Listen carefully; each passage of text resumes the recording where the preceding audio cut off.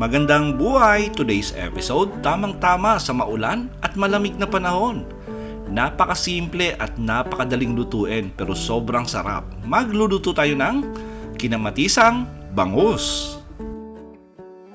Magpainit lang ng katamtamang dami ng mantika sa ating kawali na paglulutuan, tapos iprito muna natin yung ating bangus. And by the way, yung bangus natin ay nilagyan natin yan ng asin bago natin iprito. Iprito lang natin to ng mga 8 minutes. 4 minutes bawat side at medyo ingat lang kayo kasi tumatalamsik to pag piniprito. Baliktarin natin para yung other side naman yung maluto. At dapat moderate flame lang yung gagamitin natin.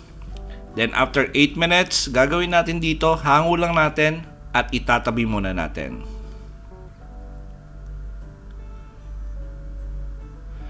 Tapos magpainit lang ng konting mantika sa ating kawali o kaserola ng paglulutuan.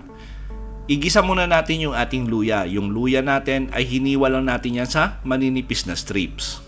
Tapos sunod na natin yung ating bawang. At yung bawang natin ay tinadtad lang natin ng medyo pinaw. Sangkutsa lang natin mga 15 to 20 seconds.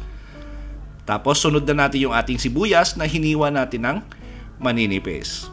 Ngayon igisa lang natin hanggang lumabas yung aroma ng ating mga luya, bawang at yung ating sibuyas. Siguro mga 1 minuto. Tapos lagay na natin yung ating kamatis. At maganda yan pag medyo hinog yung kamatis na gagamitin natin para lasang-lasa talaga natin yung kamatis.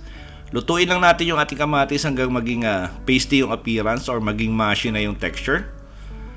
Tapos lagyan natin to ng patis. Haluin natin saglit. Diba, napakadali lang ng recipe natin. Tapos lagyan natin ng sabaw. Lagay tayo ng tubig. Ngayon depende po yan sa inyo kung gaano karami yung tubig na ilalagay nyo. Lalo na pag marami yung kakain. Sa sabaw na lang kayo bumawi. Tapos gagawin natin dito, tatakpan lang natin, simmer natin for about 5 minutes.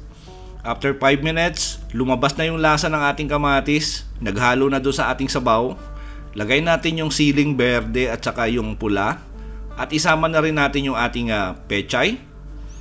Ngayon pwede kayong maglagay rito ng bok choy kung gusto nyo. Ngayon pag medyo mahal yung pechay at saka bok choy, repolyo pwede. Lagay na natin yung ating piniritong bangus. Tapos gagawin natin dito, takpan natin ulit, simmer natin for about 10 minutes para lumabas yung lasa ng ating bangus. Tikman nyo na lang, dagdag na lang kayo ng asin pag gusto nyo pa ng medyo maalat ng konti. Ngayon pag okay na, pwede na natin ilipat sa ating serving bowl at magsandok na maraming kanin at i-enjoy yung ating kinamatisang bangus. Sa lahat po na nagkagusto ng ating recipe for today, please like and share this video. At kung bago kayo sa ating kusina, please don't forget to subscribe at pindutin yung notification bell para updated kayo sa mga susunod man nating masasarap na recipe. Salamat sa panonood at ito ang Kusina ni Dan Levy.